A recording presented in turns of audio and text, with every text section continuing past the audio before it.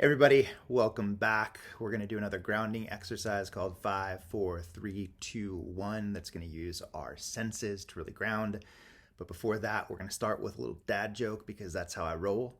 IKEA, I heard, has been accused of evading over $500 million in taxes. That's crazy. Apparently, the prosecutors have been on them and after them for years, but they're having a really hard time putting the case together. Ba-dum-bum. Psh.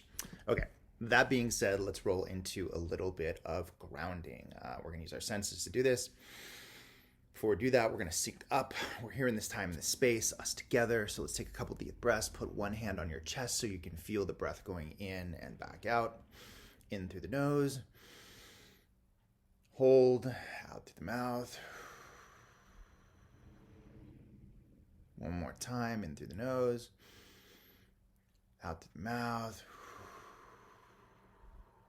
Just tap a little bit. Hi, we're here in our bodies. We're here in our bodies. Let's get started with a little bit of grounding because today's been a day. The news is crazy. Restrictions are coming. We're feeling more and more of the pressure as Omicron has spread. We found out that our school is not going back in person. We're going back remote. There's a lot of I can feel myself getting hunched over and tense just thinking about like all of the different anxieties and different fears around like what that means, right? But we're also safe. We have each other, we have our families, we have our friends, we have connection. We have connection, even when we feel disconnected from it. And you have me, you have my wife.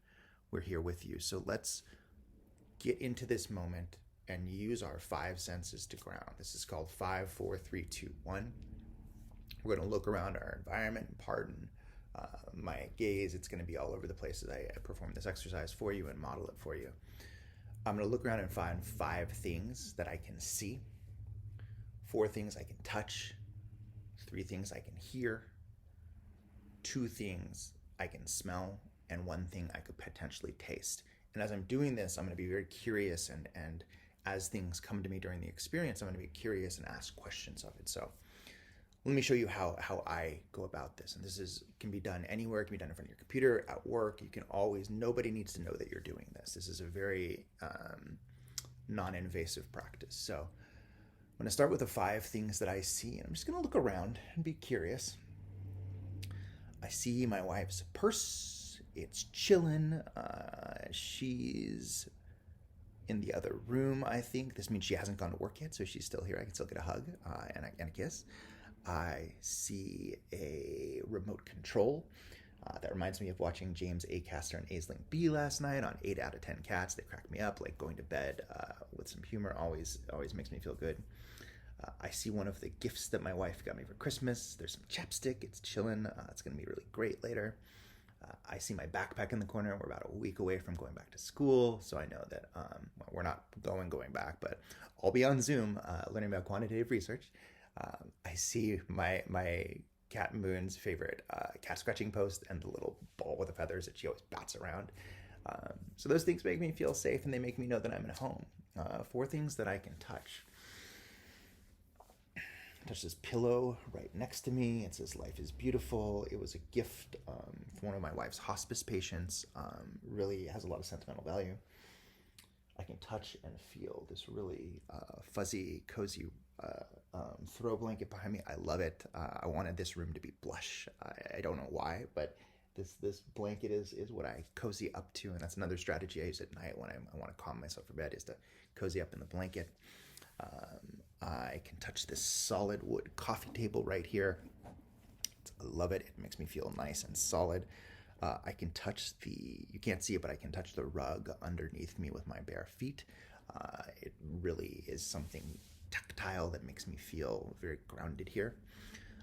3 things that I can hear. I can hear the typing in the next room. My wife is charting a little bit. She's a nurse. She's inputting some stuff. I can hear my own breath as I take it and as I sip in a little bit of air. I can also hear the white noise from the street, from the cars as they go by. That is a very rhythmic sound that helps me ground back into the present and into my body. Two things that I can smell. I can smell some basil. I can smell some basil. The kitchen is right in the next room.